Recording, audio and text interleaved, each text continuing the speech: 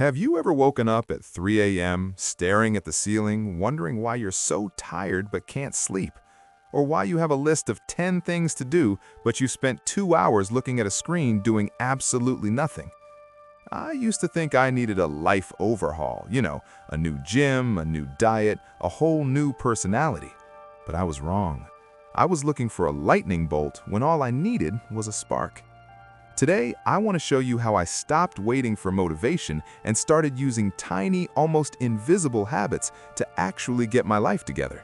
No fake hustle culture talk, just the real stuff that worked for me when I was at my lowest. For a long time, I was obsessed with those ultimate morning routine videos. I'd watch them and think, if I just wake up at 5 a.m. and meditate for an hour, I'll be successful. But here's the problem. I hate 5 a.m. and I'm bad at sitting still. I had to learn that success isn't a trophy you win, it's just the way you live your Tuesday afternoon. I started looking at my day like a series of small glitches. My first glitch was my phone. I'd wake up, reach for it, and before I'd even brushed my teeth, I had the opinions of 500 strangers rattling around in my head. It made me feel anxious before the day even started. So I tried something incredibly simple. I put my charger in the kitchen. That's it. Now I have to actually walk across the house to get my phone. That 30-second walk gives my brain enough time to wake up on its own terms.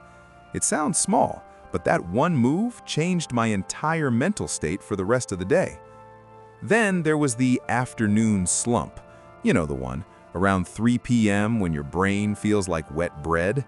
I used to reach for a third cup of coffee, which just made me shaky and ruined my sleep later. Then I realized I wasn't tired, I was just dried out. I started keeping a huge water bottle right next to my mouse, not in the kitchen, not in the fridge, right where I can see it. Now when I'm bored or stuck on a task, I take a sip. It's a physical reset. It's one of those atomic habits that actually sticks because it requires zero effort. I also stopped trying to clean the house. That sounds like a big, scary weekend project. Instead, I started the 1-minute rule.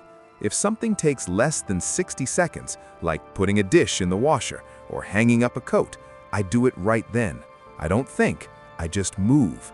My house stayed clean, but more importantly, my mind felt less cluttered. I used to think I needed to be a productivity god, but what I really needed was to understand the power of habit. You see, our brains are lazy. They want to take the path of least resistance.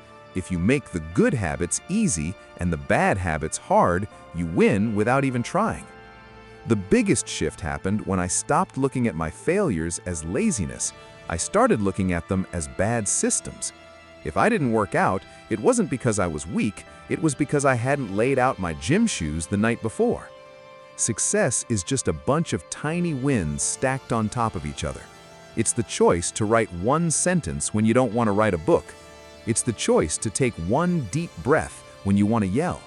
It's the choice to show up even when you're only giving 10%, because 10% is infinitely better than 0%. If you're tired of feeling stuck and you want to keep finding ways to reach that next version of yourself, I'd love to have you along for the journey. Hit that like button if any of this hit home for you, and definitely subscribe to join the community here at Next Peak. We're all just trying to get a little bit better every day, and I'm glad we're doing it together. See you in the next one.